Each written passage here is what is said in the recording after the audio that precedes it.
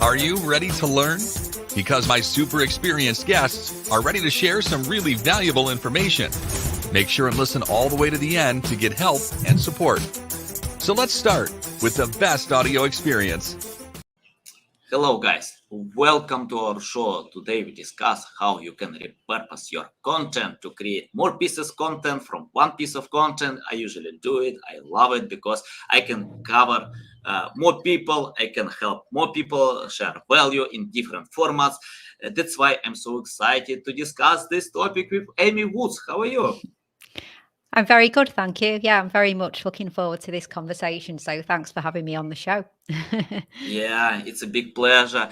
And I know it's not only that content creators need to repurpose content, they need to get results. Because, for example, if you repurpose content for the sake of having it, you can't get results. And I made these mistakes before. I tried to repurpose content everywhere, Facebook, YouTube, Twitter, TikTok, but I failed. I failed because I just edit content without trying to engage with the audience. So yeah, and I didn't consider audience preferences. That's why I want to learn more about that. Right now, I pay attention to specific platforms. Amy, before we start, just tell more about yourself, experience, background, and why you decided to share with us about repurposing content.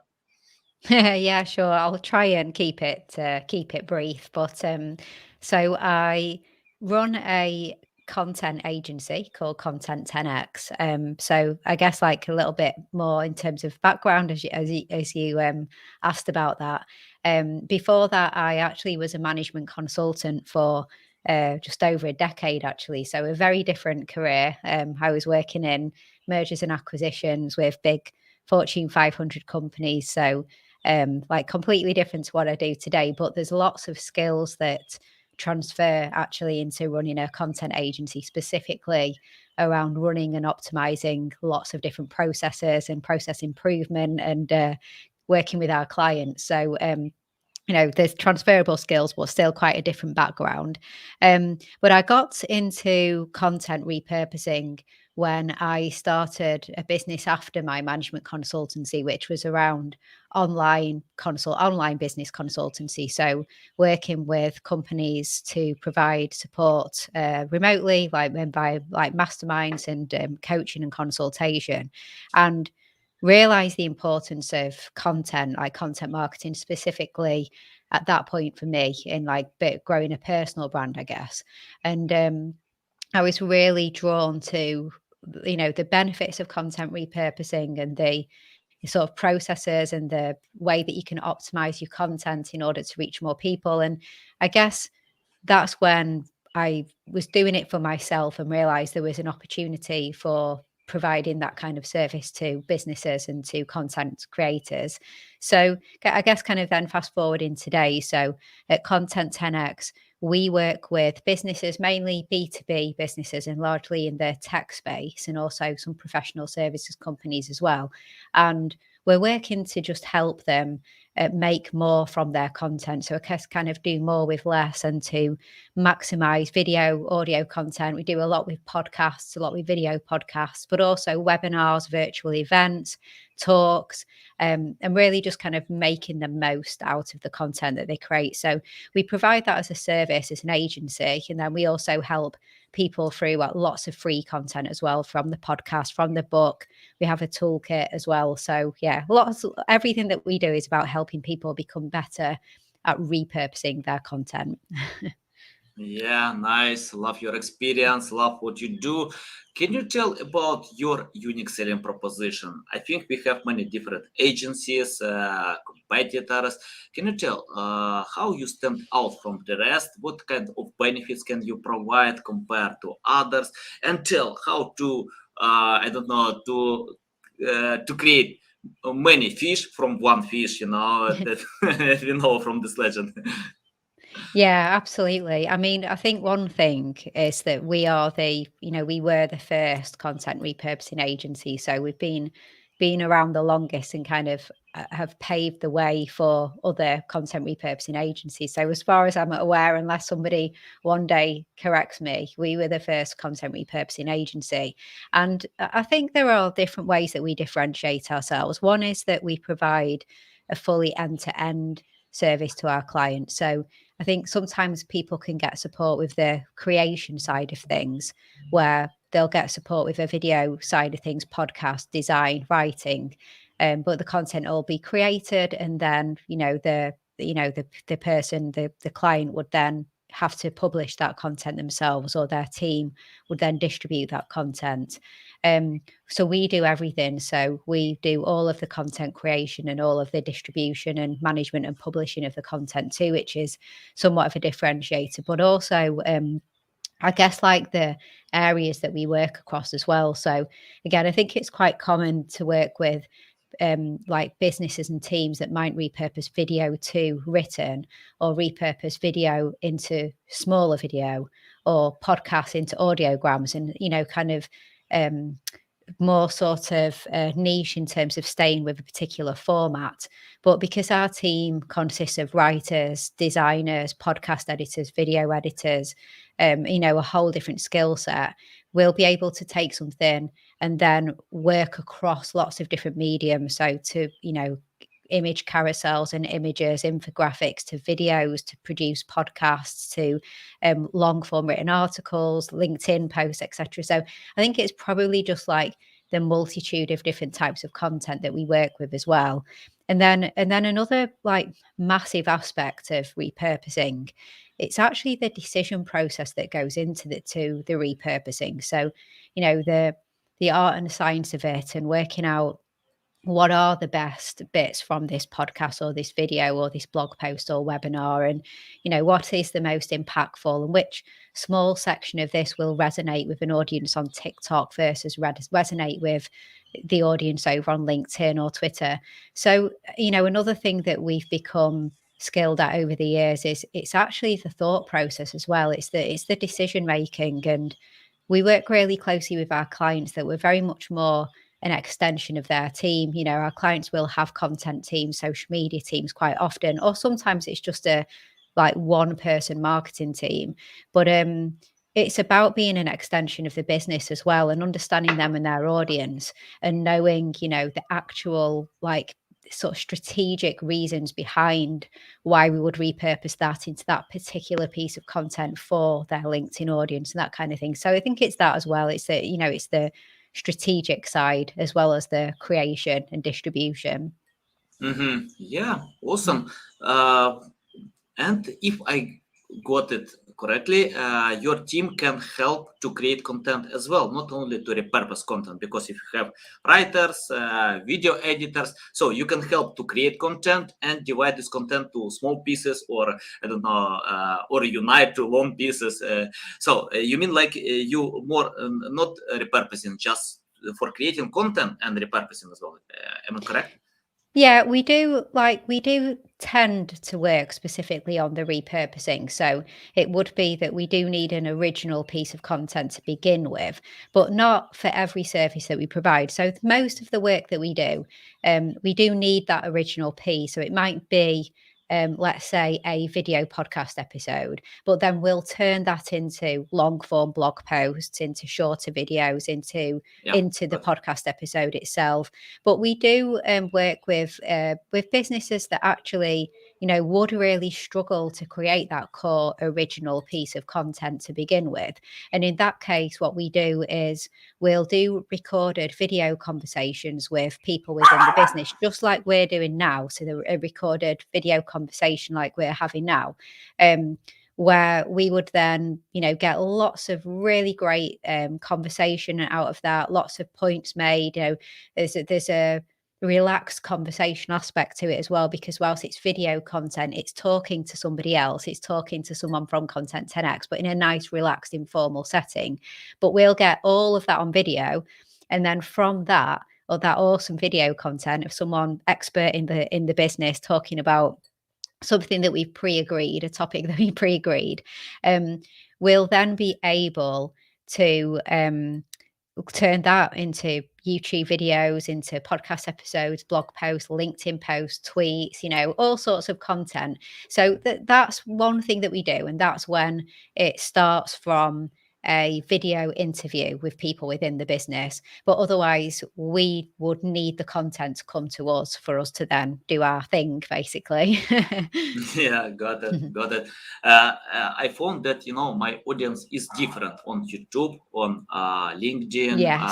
on Yeah. my website, and if I repurpose content that, for example, can get engagement on LinkedIn, it doesn't mean that I can get this engagement on YouTube. Even once I decided to use the same buying persona for my website and YouTube, I took this buying persona from my website, but I failed. Nobody cares. So then I started to research more, and I found that people are different. Even if they have the same demographic, they have different mindset. Can you tell Yeah. about finding the right methods to repurpose content, considering people on specific platform? Yeah, I think it's really important to think about that. And it's funny because a podcast episode that we just recorded a couple of days ago for us that goes live next week is called something like Why Content Repurposing is Not About Being Everywhere. Because I think sometimes people think that content repurposing, the end game is just, it's just all about taking something and then being everywhere with it. But it's not. Content repurposing really does have to be both platform focused and audience focused. So even though you have like a core piece of content, like a video, just like we're recording right now, you still need to have a very specific approach to the content that you put on the social media platforms, and understanding why your audience are on that platform and the kind of content that they would want to see from you on that platform. And and then you need to make sure that when you repurpose the content, that you are therefore then like taking that in mind, and having very specific different types of content for the different platforms. And it is often trial and error, and it is like seeing what resonates with your audiences on the different platforms. But I think it's a few things. I think one thing is just being really aware of platform specific features, so that it doesn't appear like you literally are just cutting and pasting something from one place to another without respect for the platform. So yeah, I just mean platform nuances. You don't use hashtags on Facebook. So if you were just going to use the exact same post with the exact same copy from Instagram to Facebook, it would look unplatform specific, that you just have all these Instagram hashtags on a Facebook post. It wouldn't make any sense. So, just little things like that. Or if you're repurposing from, let's say, for example, you create vertical video. So you repurpose this interview that we're doing now into some vertical content. And those vertical videos could work really well as YouTube shorts, as well as TikToks, and as well as Instagram reels. But you'd still want to be thinking about the audiences on those platforms and the segments from this that would make sense. And then also consider platform specific features, like even down to things like the cover image. So the video cover being more the aesthetic that your Instagram audience would be appreciative of, versus like the TikTok audience or the YouTube shorts audience. So it is really important to not just appear like you have this one size fits all approach, and that you're actually considering each platform from those perspectives. And even down to the example I just gave then of vertical videos, you'll even find that you have diminished reach on the platforms if you are like cutting and pasting, like say a TikTok video onto Instagram reels, because there's going to be the TikTok watermark on that video, and Instagram aren't going to give it a lot of reach. So yeah, you need to consider that. And I think it's also just thinking about how people find you as well, because a lot of the short form content that you create, it's actually trying to attract the new audiences as well. It's the people who have never found you before and are more likely going to initially find you on their phone, like scrolling through something on social or YouTube shorts or something like that. And they'll initially find you. And then you have to create enough of that shorter form content for them to eventually be a bit more interested to see what your longer form content is, and be more sort of trusting of you and willing to spend a bit more time with you. So you have to think about the journey that you take people on. The different platforms are going to have different journeys. So it's a really, really easy mistake to make, to initially think that it is just a, like the platform doesn't really matter as long as it's the right kind of content. We'll just put the same thing across different platforms. But as you mentioned, you soon realize that it doesn't save you time overall, because if you don't get results from that content, then it actually wasted time in the long term. So it's not worth doing. So yeah, super, super, super important, but a really easy mistake to make as well. For me, I love creating content, and I never waste my time, even if I can't get results, because I can learn what works, what doesn't work. So because nobody knows exactly what kind of content you need to create, and I usually avoid best practices, because best practices usually highlight the average data from others. But if it's not related to my strong side, why I need to consider best practices? And I have the question about another important element when you create content, getting leads, sales. Because, for example, I see when content creators chase likes, comments. For example, once I got 300,000 views from one post on LinkedIn, but I didn't sell anything with this post. But I know when people can submit something valuable, get a few likes or no likes, no comments, but they get 2 leads and sell product. Can you tell about a bit call to action? Because it's not only about repurposing content, it's more about how we can sell with this content, because content creators chase this value metrics, likes, comments, shares, but we need to sell because it's fuel. Can you tell more about that? Yeah, so is your question around like what kind of metrics to look at, or more just around like the process? I think when it comes to like repurposing content, and I often get asked, how do you measure, the actual like impact? And as you said, I think then you have to know exactly what what do you measure? What is your measure of success? Is it likes, comments, and shares, or is it people filling in your inquiry form, discovery calls, the number of proposals that you're sending out, and the number of sales that you're getting? And I think for most people, it's going to be, we're doing content marketing for a reason, and everybody knows that, and it's actually down to those sales. So, likes and shares aren't a form of currency ultimately, are they? So you still need to actually, make those sales. So in terms of like, measuring, what we tend to do is we'll know for the different platforms, what we want to consider, the metrics that are important to us and what we're measuring. So that might be looking into Google Analytics and making sure that we are looking at how many people are coming from LinkedIn or Facebook or Instagram to the certain pages on our website. So looking at the sort of traffic analysis and seeing if we're driving people. And we'll also be looking at the calls to action, the specific calls to action, and seeing the metrics within that. So, different platforms and different types of posts, we're going to be tracking different metrics. But I just think it is really important that it doesn't really matter whether it's a repurposed piece of content or, just a native piece of content to that site that wasn't repurposed. You should still be measuring the same metrics and the same sort of overall outputs, and ultimately they should be leading to sort of business growth. I think sometimes, like when people say though that the likes and comments and shares are like vanity metrics, and people should almost ignore them and actually focus on like inquiries, proposals, lead, sales.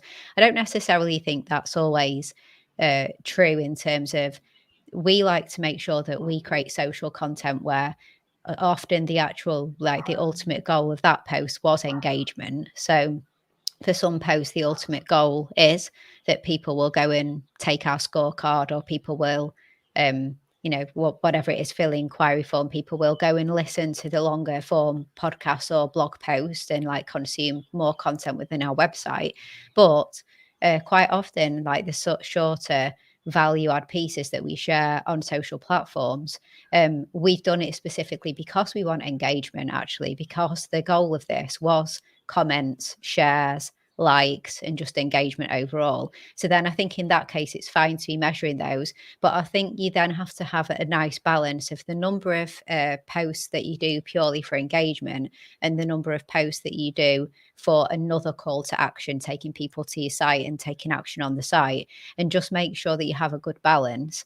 And quite often you'll find that if you are doing posts purely for engagement and you're getting a lot of people engaging with those posts, then when you have posts that have calls to action, they're going to get greater reach and greater call to action overall, because people have been happy responding to your non-CTA posts that were just for engagement, that they'll then see the post that requires a little bit more from them. So I think you just kind of need to mix it up, but just don't start measuring one thing against a parameter wasn't actually the point of that post in the first place, and then become sort of disappointed with the output, I think. Yeah. Let's talk about promotion or engagement. For example, if I create a piece of content, I can divide or unite with other pieces to create cohesive, new, complete piece of content. But I found, for example, if I add content to different platforms without engagement, it's hard to get results, except TikTok. On TikTok, I'm not sure it's a good idea to spend time to promote, to engage with others, because TikTok is very smart, to understand what kind of content you have. So if you create engagement content, it's enough to submit on TikTok and get results. But for Facebook, YouTube, LinkedIn, it's better to promote, to spend time with promotion. For example, on YouTube, I found it's better to share new videos on social media, on specific groups, because if you get results in the first 24 hours, it's a big chance to get engagement in the long run, because it's like YouTube videos can work for many days, even years. Can you tell about engagement? How to provoke engagement on your pieces of content if you repurpose on different platforms? It's not only to for the sake of adding, just how to tell people I have great, valuable, helpful content. Please take actions with my content. So do you mean like engagement in terms of actually getting them to consume a longer piece of content, or just engage with the Comment, post? like, anything, share. For example, if I create content, I can ask in the end of my post, please comment below, share your thoughts about that. What do you think? When people make these actions, platform can show to more people, this piece of content. Yeah, I think when it comes to trying to make sure that you are creating posts that will be engaging and that people will, as you said, kind of engage with them, whether it is liking, commenting, sharing, or like clicking on links that you provide. I think like it just comes with time. It comes with knowing your audience, and it comes with monitoring what they have engaged with in the past and really paying attention to the types of posts that did get that engagement and the types of posts that didn't. And then over time, just going a bit more all in on the types of content and the types of formats and the length of copy, the kind of questions that you're asking, to realize like what your audience engages with. And then occasionally, I suppose, do experiments where you do something a little bit different and throw that out there and see how people respond. But it just comes more with, I think, knowing your audience. I also think empathy. Truly asking yourself, like, would I engage with this? Like being like really brutally honest and thinking, am I being a little bit delusional in thinking that like everyday people that are just so distracted with so many other things going on in lives and so many different things that they're probably even looking at that moment in time when they're looking at social and doing other things, is this like engagement worthy, like genuine empathy towards is it? And then if it's not, making the call as to whether you should be putting it out or whether you should be making changes. And I think it's also about not being too repetitive with the calls to action that you have as well. So like I was just saying about making sure that you have a nice mix of posts that are purely on platform engagement. There's no click. There's no link. You're not asking them to go anywhere. You've just provided something really valuable, and you're just asking for comments, for likes, for shares, something staying within platform and easy to engage with, and then mixing it up with slightly bigger, bolder calls to action, like expecting somebody to click on something and go elsewhere. So I think you need to kind of make sure that you vary the ask that you have of people. Try and make sure that you have more posts that ask less of people, and then like fewer that ask more of people. Keep your eyes open and be looking at what works and what doesn't work, and just have that empathy as well, like truly, like, would I engage with this if I saw this, and just trying to be a lot more empathetic with your audience, I think, as well. Mhm. Yeah. Let's talk about one master of repurposing content, Gary Vaynerchuk, Gary V, No, yeah. and he claims a lot that you need to create content at scale, a lot of content. And once I remember, someone asked him how many times to post content. He replied as maximum as possible. If he has time to post 24 times a day, he probably do, but it's just a lack of time. And can you tell how to find the balance between quality and quantity? Because many marketers tell you need to create only high quality content. I agree with that for Google, but I disagree for social media. Let me tell you why. Yeah. For example, on social media, most posts are done for a few hours, sometimes for a few minutes, a few days. If you spend so much time to create masterpiece of content, awesome high quality content, and I did it, I spent so much time, when I got a few likes, comments, I got it. It's not the best approach, because when I create quantity, it doesn't mean that I decrease quality, of course, but I usually think more about quantity, and some of these posts can get high engagement, a lot of results, 100,000 views, when I didn't expect to get these results. So can you tell about your best approach, how to create, to find the balance between quantity and quality?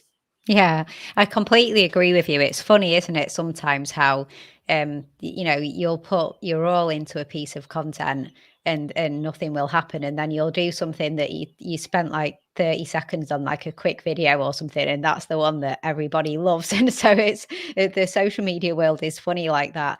And I agree with you in terms of like the differences between like big sort of epic, I suppose, cornerstone pieces, as we often call them, on your website, and the main channels that you produce the long form content, and them being as higher quality as possible, versus the sort of the quality play on social media. And I don't think I don't mean quality as the quality of the messaging, which I think always should be, of the highest quality, providing good advice, tips, high quality messaging, and more mean production value. So if you're doing short, little videos for social media, or graphics that, like you said, are probably going to have a lifespan of like 20 minutes on Twitter before they're gone, but they're going to get lost and everyone's moved on, then it doesn't make sense to kind of, you're not building the Sistine Chapel here. You're just putting something out that's going to be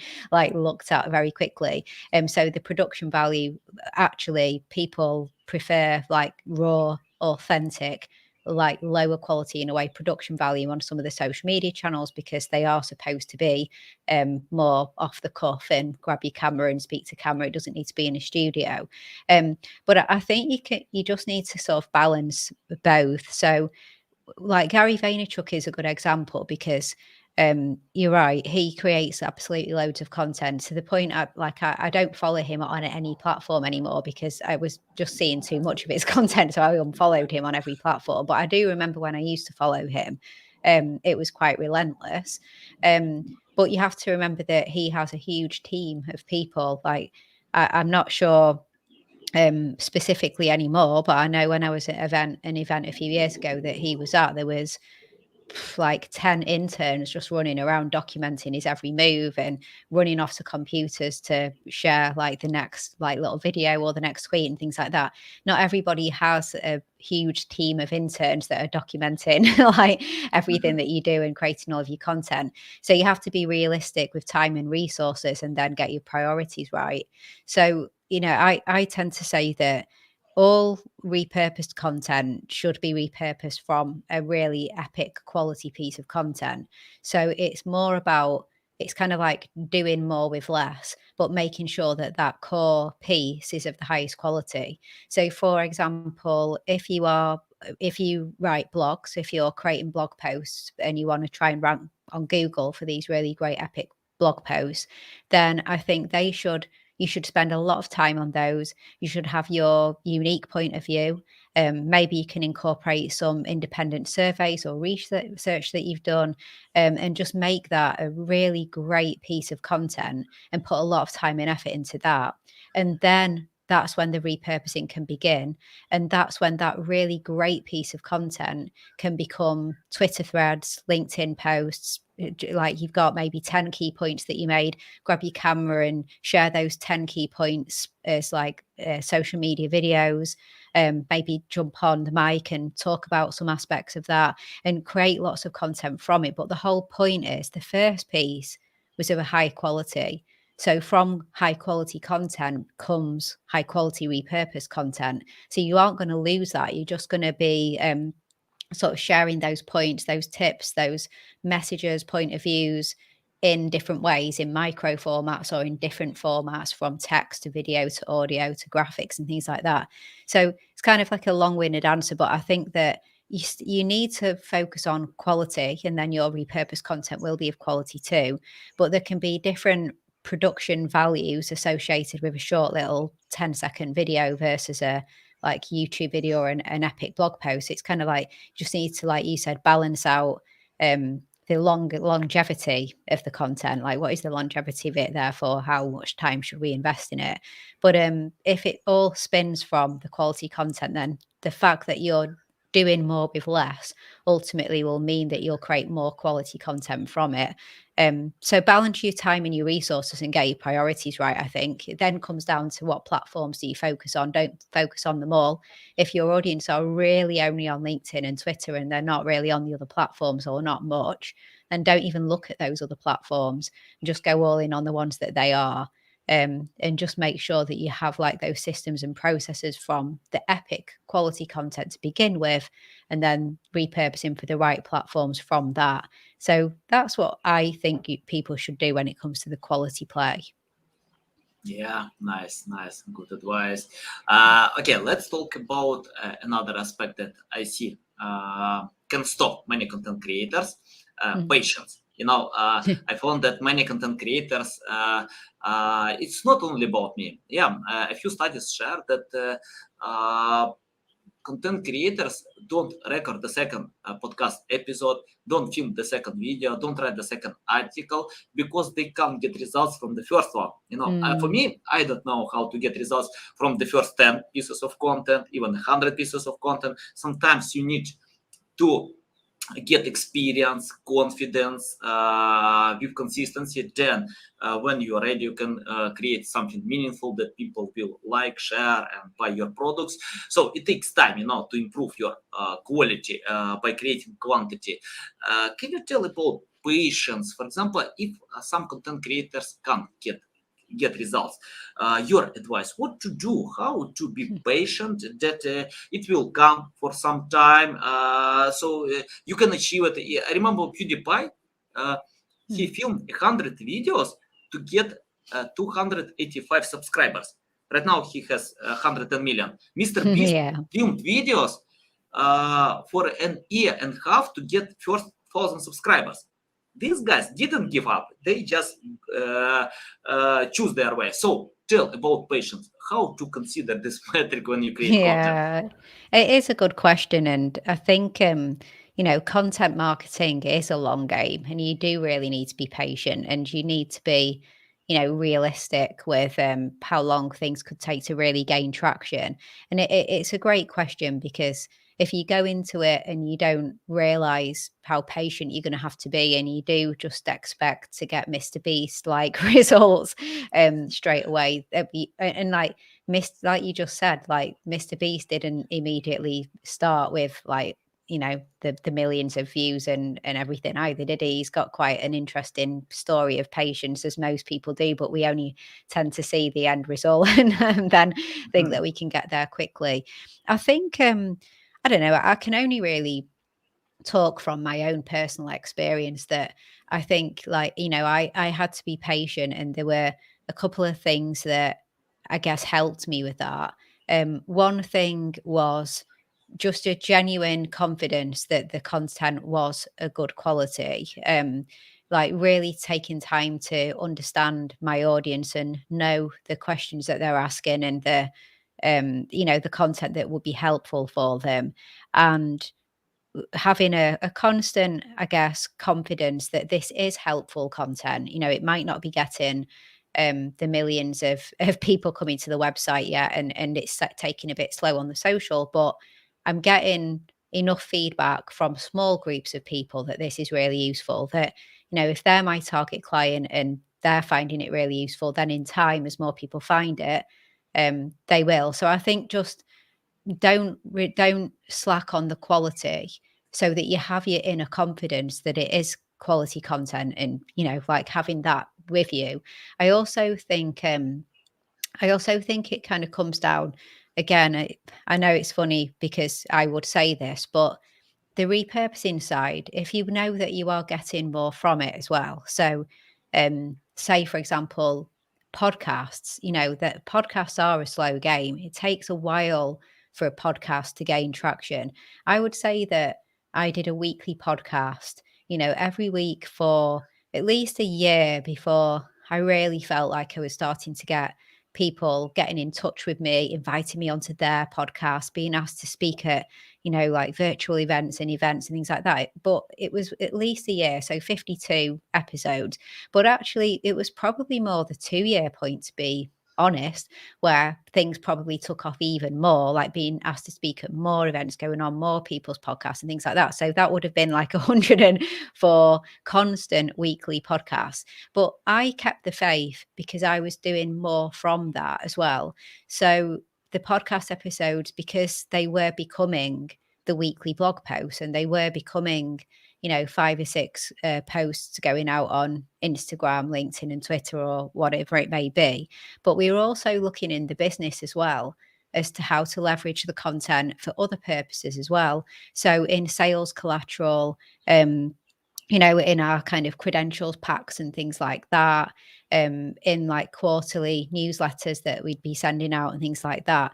So another way I think of like keeping the faith, and you do need to keep the faith, is that as well. It's making sure that you're getting more return on investment and looking at the things that you can do, that it isn't just going to be waiting for downloads and stuff, but that also has become X, Y, and Z. So that makes it even more useful to do. And then I think the other thing as well is just like making sure that you are looking at what you are measuring things by, and being patient, but then knowing the point at which you do need to take action if you aren't seeing the results that you want. So, you know, being patient to a certain point, but then not being afraid to actually draw the line and say, I do need to make a change here, because maybe something isn't quite right and I need to slightly tweak my format or something like that. But don't change everything really quickly. Make small changes and little nuances and things like that, because it might just be the smallest change that has a bigger impact. So, you know, don't change everything at once. Just change little things, little tweaks, little changes, and measure them.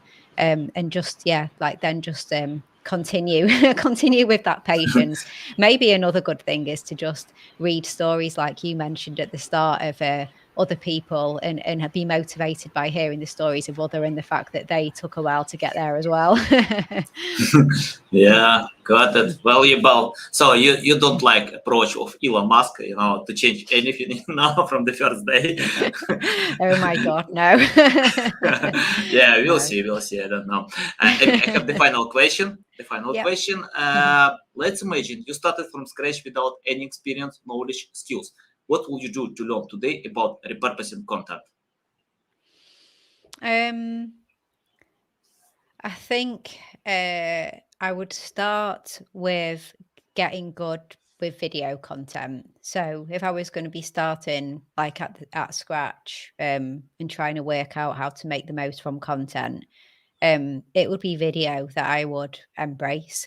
I would try and launch something with an episodic aspect to it. So I would commit to something like something weekly, like something like a weekly video show, with video podcast or video live stream. I'd commit to something. I'd force myself to commit to it. I'd publicly commit to it so that I would stick myself to it. And video would be at the top. In fact, if I was brave enough, I would live stream like you, because I think that you build, sort of more content from live streaming. You also can build like the community aspect as well.